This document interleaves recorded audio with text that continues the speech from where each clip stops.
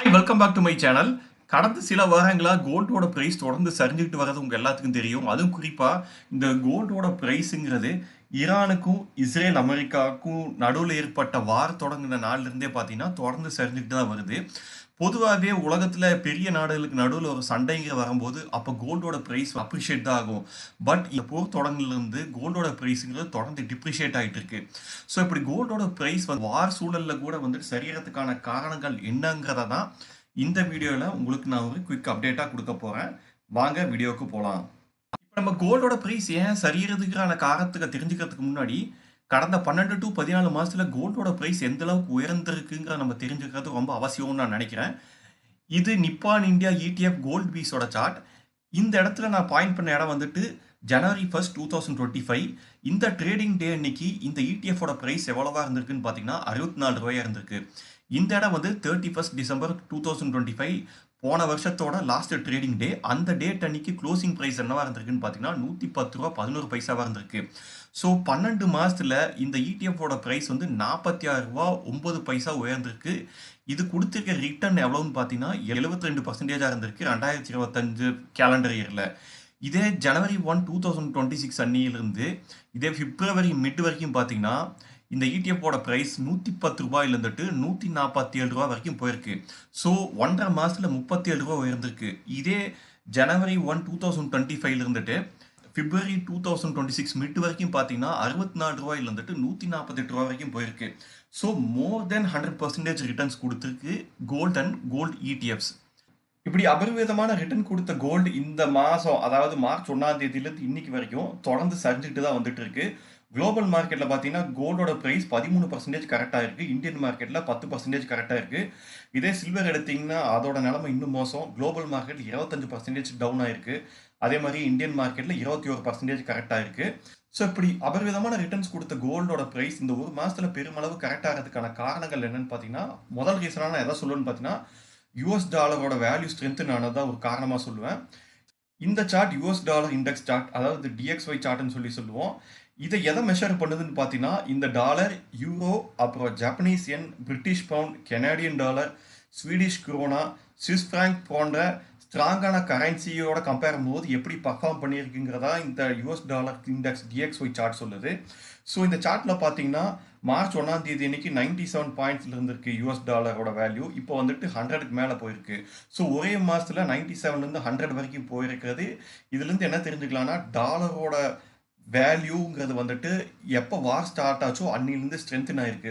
வேராக்ஸ் இந்த gold price US டாலரில் அவுன்ஸோட சார்ட்டை பார்த்தீங்கன்னா இதோட வேல்யூங்க வந்து $2,150 தொடர்ந்து சரிஞ்சிட்டு வந்துக்கிட்டு தான் இருக்குது. இப்போ 1,800 சம்திங்னு சொல்லி ட்ரேட் ஆகிட்டு இருக்கு.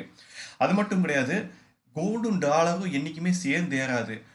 எய்தர் டாலரோட ப்ரைஸ் அப்ரிஷியேட் ஆகும்போது கோல்டோட ப்ரைஸ் டிக்ளைன் ஆகும், ஆர் கோல்டோட ப்ரைஸ் அப்ரிஷியேட் ஆகும்போது டாலரோட வேல்யூ டிக்ளைன் ஆகும். ஸோ வார் சிச்சுவேஷன் இருக்கும்போது கூட வழக்கத்துக்கு மாறா இப்போ கோல்டோட ப்ரைஸ் டிக்ளைன் ஆகிறதுக்கு இன்னொரு காரணம் என்னன்னு பார்த்தீங்கன்னா, டாலரோட வேல்யூ வந்து ஸ்ட்ரென்தனாக இருக்குது. ஸோ டாலர் அப்ரிஷியேட் ஆகுது. ஸோ கோல்டு ஆட்டோமேட்டிக்காக டிக்ளைன் ஆகுது.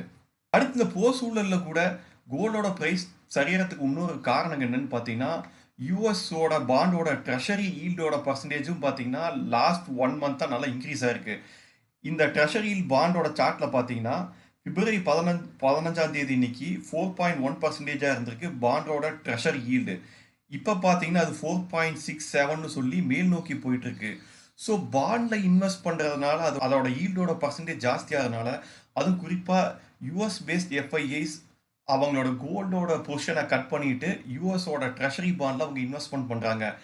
ஏன் காரணம்னு கேட்டிங்கன்னா, போர் ஆரம்பிக்கிறதுக்கு முன்னாடி க்ரூட் ஆயிலோட ப்ரைஸ் பார்த்தீங்கன்னா $79 பக்கம் இருந்திருக்கு. இப்போ $106 எல்லாம் மேலே போயிட்டு இன்னைக்கு க்ளோசிங் டேட்டில் பார்த்தீங்கன்னா கிட்டத்தட்ட $96ன்னு சொல்லி க்ளோஸ் ஆயிருக்கு க்ரூட் ஆயிலோட ப்ரைஸு. ஸோ அப்படி க்ரூட் ஆயிலோட ப்ரைஸும் ஃப்ளக்சுவேட் ஆகுது. இது வந்துட்டு குளோபலி இன்ஃப்ளேஷனை ஏற்படுத்துறதுக்கு வாய்ப்பு இருக்கிறதா வந்து நிறைய பேர் வந்து ப்ரெடிக்ட் பண்ணுறாங்க. அதுதான் யூஎஸோட பேங்க்ஸும் வந்து ப்ரெடிக்ட் பண்ணுறாங்க. ஸோ இப்போ இன்ட்ரெஸ்ட் ரேட் ஹைக் ஆகும். ஸோ அப்போ அத்தியாவசிய பொருளோட விலையும் ஏறும். ஸோ இந்த டைமில் கோல்டில் இன்வெஸ்ட் பண்ணாங்கன்னா இது வந்துட்டு ஃபியூச்சரில் அப்ரிஷியேட் ஆகலாமே தவிர இந்த இன்ஃப்ளேஷனை பீட் பண்ணுற ஒரு இன்வெஸ்ட்மெண்ட்டாக அது இருக்காது. ஸோ இன்ஃப்ளேஷனை பீட் பண்ணுறதுக்கு ஒன் ஆஃப் த சேஃபஸ்ட் இன்வெஸ்ட்மெண்ட்டாக எதை பார்க்குறாங்கன்னு பார்த்தீங்கன்னா யூஎஸில் ட்ரெஷரி பாண்ட். ஸோ ட்ரெஷரி பாண்டில் இன்வெஸ்ட் பண்ணும்போது இவங்களுக்கு வந்துட்டு இன்வெஸ்ட்மெண்ட் ஒரு சேஃபான இடத்துல ஒரு இன்வெஸ்ட்மெண்ட் பண்ண மாதிரி ஆகும். Plus at the same time இவங்களுக்கு வந்துட்டு ஈல்டும் கிடைக்கும். ஸோ அதனால கோல்டில் இவங்க எக்ஸ்போஷரை கட் பண்ணிட்டு ட்ரெஷரி பாண்டில் இன்வெஸ்ட்மெண்ட் பண்ணுறதை ஜாஸ்தி பண்ணிட்டாங்க. ஸோ இதனால கோல்டில் இன்வெஸ்ட்மெண்ட் ஆட்டோமேட்டிக்காக குறையுது. இப்படி கோல்டோட பிரைஸ் தொடர்ந்து செய்கிறதுக்கு நான் பார்க்குற வேறு சில காரணங்கள் என்னன்னு பார்த்தீங்கன்னா, கோல்டோட வேல்யூவேஷன், அப்புறம் கோல்டில் பண்ண இன்வெஸ்ட்மெண்ட் பண்ணுற ப்ராஃபிட் புக்கிங் தான் நான் மெயின் ரீசன்ஸாக பார்க்குறேன்.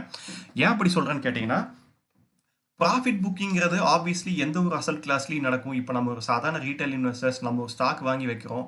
அந்த ஸ்டாக் வந்து ஒரு 30% 40% ரிட்டர்ன்ஸ் கொடுத்தா என்ன பண்ணுவோம்? எய்தர் பார்ஷியலாக ப்ராஃபிட் புக் பண்ணுவோம், இல்லாட்டி கம்ப்ளீட்டாக ப்ராஃபிட் புக் பண்ணி எக்ஸிட் ஆகும்.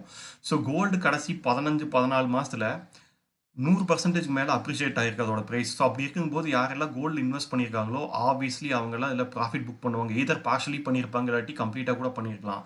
ஸோ இப்படி ப்ராஃபிட் புக்கிங்கிற நடக்கிறதுனால கோல்டோட ப்ரைஸ் இப்போது இந்த வார் டைமில் கூட பார்த்தீங்கன்னா தொடர்ந்து சரிஞ்சிட்டு வருது. So profit booking one of the ரீசனாக பார்க்குறேன். அதே மாதிரியே கோல்டோட வேல்யூவேஷன் பார்த்தீங்கன்னா ரொம்ப ஹையாக இருக்குது. இது ஒன் ஆஃப் த ரீசனாக பார்க்குறேன்.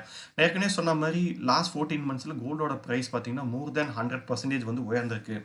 ஸோ இந்த போர் ஆரம்பிக்கிறதுக்கு முன்னாடியே உலகத்தில் இருக்கிற பல்வேறு நாடுகளோட சென்ட்ரல் பேங்க்ஸும் கோல்டை அதிக அளவில் வாங்கி குவிச்சிட்டாங்க. அவங்களுக்கு ஆல்ரெடி இனஃப் கோல்டு ரிசர்வ்ஸ் இருக்குது.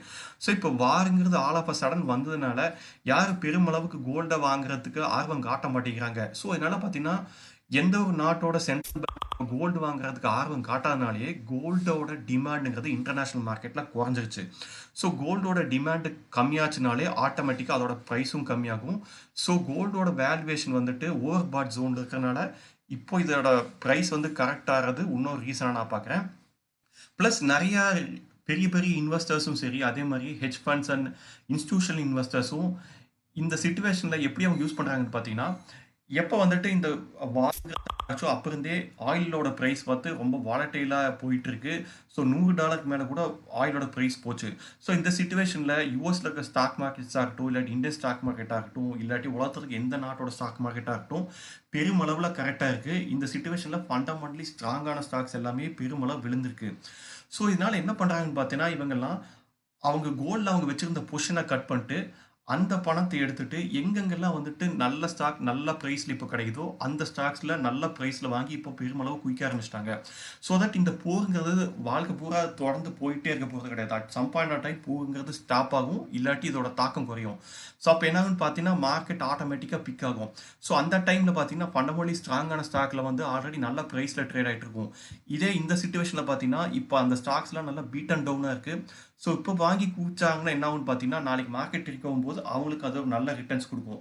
ஸோ இதனால் அவங்களோட பொசிஷனை கட் பண்ணிட்டு எங்கெங்கெல்லாம் நல்ல ஸ்டாக் கிடைக்குதோ அதில் இன்வெஸ்ட் பண்ணுறாங்க. ஸோ இதனால தான் பார்த்தீங்கன்னா அவங்க பண்ண இன்வெஸ்ட்மெண்ட் எல்லாம் பெருமளவு கட் பண்ணிட்டு அவங்களோட பொசிஷனை வந்துட்டு வேறு அசட் கிளாஸுக்கு சேஞ்ச் பண்ணுறாங்க. இந்த ரீசன்ஸ்னால தான் இப்போ கோல்டு பெருமளவு கரெக்டாக இருக்குது. ஸோ ஃபைனலி இதை டேக் அவே என்னன்னு கேட்டிங்கன்னா, கோல்டோட ப்ரைஸ் இப்போ கரெக்டாகிறதுக்கு பெருமளவு பெரிய காரணமாக நான் பார்க்குறது என்னென்னா ப்ராஃபிட் புக்கிங், அப்புறம் யூஎஸ் டாலர் வந்து இதோட வேல்யூ ஸ்ட்ரென்தன் ஆகுது, இன்ஃப்ளேஷனுங்கிறது ஒரு ஃபியர் இருக்குது. அதே மாதிரி கோல்டில் அவங்க வச்சுருந்த பொசிஷனை கட் பண்ணிட்டு வேறு அசட் கிளாஸுக்கு அவங்க இன்வெஸ்ட்மெண்ட்டை ஷிஃப்ட் பண்ணுறதெல்லாம் தான் நான் வந்து மெயின் ரீசனாக பார்க்குறேன். ஸோ இதனால் கோல்டோட ஃபண்டமெண்டல்ஸ் கம்ப்ளீட்டாக அடி வாங்கிருச்சான்னு கேட்டிங்கன்னா அப்படி கிடையாது. இப்போ நியர் டேர்முக்கு இப்போ சிறிது காலத்துக்கு கோல்டோட ப்ரைஸ் பெருமளவு கரெக்ட் ஆகும். இப்போ தொடர்ந்து ஆற மாதிரியே ஆகிட்டு இருக்கும். பட் லாங் டேர்முக்கு பொறுத்த வரைக்கும் பார்த்தீங்கன்னா உலகத்தில் இருக்க எல்லா சென்ட்ரல் பேங்க்ஸுமே தொடர்ந்து கோல்டை வாங்கிட்டு தான் இருப்பாங்க.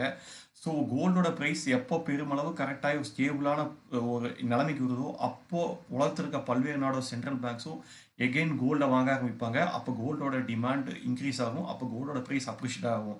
ஸோ லாங் டேர்முக்கு பாயிண்ட் ஆஃப் வியூவில் பார்க்கும்போது கோல்டோட ஃபண்டமெண்டல்ஸுக்கு எந்த பாதிப்பும் கிடையாது. ஸோ அவ்வளோதாங்க. இந்த போர் சிச்சுவேஷனில் கூட கோல்டோட ப்ரைஸ் ஏன் இந்த அளவுக்கு கரெக்டாக இருக்குங்கிறதுக்கு எனக்கு தெரிஞ்ச அத்தனை ரீசன்ஸையும் இந்த வீடியோவில் நான் ஷேர் பண்ணிட்டேன். ஐ ஹோப் இந்த இன்ஃபர்மேஷன் உங்களுக்கு யூஸ்ஃபுல்லாக இருக்கும்னு நினைக்கிறேன். இந்த வீடியோ பற்றி உங்களோட கருத்துக்களை மறக்காமல் கமெண்ட் செக்ஷனில் பதிவிடுங்க. மீண்டும் வேற ஒரு வீடியோவில் சந்திக்கலாம். அது வரைக்கும் பாய்.